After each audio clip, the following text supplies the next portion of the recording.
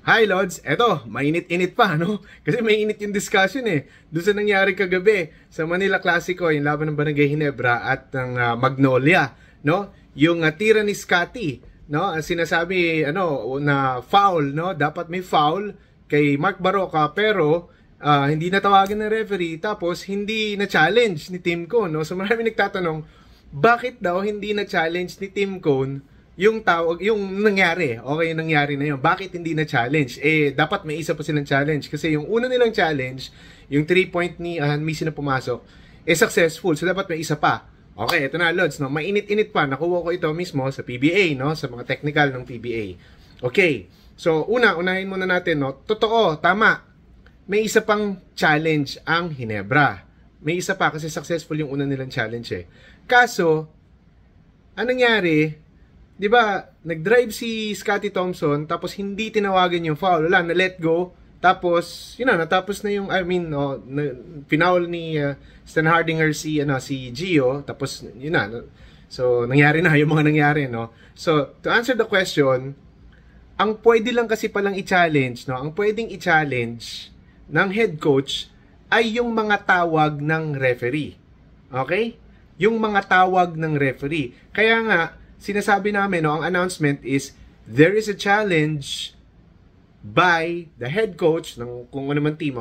There's a challenge by the head coach of Barangay Ginebra on the call about ganto. Okay? At ito yung mga pwede mong i-challenge, no? Ito, Siyam yung mga pwede mong i-challenge. Ito mismo yung nasa listahan ng memo, no? The following are allowed to be challenged, no? So, number 1, act of shooting. So, katulad nung kay Missy, no? So, kaya, na-challenge yun. Kasi hindi kinount ng referee nung una, no? So, act of shooting, or sideline ba yun? Or act of shooting, yung tira. Basta related sa tira, no, ng player. Second, foul, no? Basta may foul. Tinawagan ng foul. Okay, common foul, charging, blocking. Ano pa, yung pwede lang i-challenge? Traveling, tinawagan ng traveling.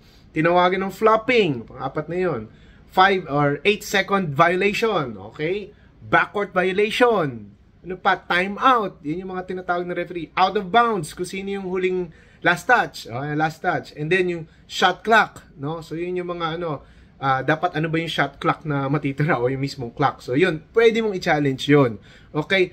Yung walang tawag ang referee, hindi mo siya pwedeng i-challenge. Okay? Kasi walang tawag eh. So ano yung i-challenge mo? Hindi wala naman tawag.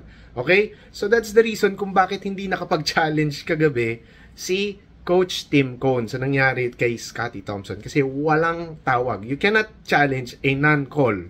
Ganun lang po siya kasimple. Okay? Ngayon, pwede siya siguro magreklamo or I don't know. Pero hindi siya pwedeng i-challenge. No? So, Lord, sana naging malinaw ha? Ano ba sa palagay mo? Comment ka lang. Kita-kits sa susunod na video. Boses of PBA, let's go!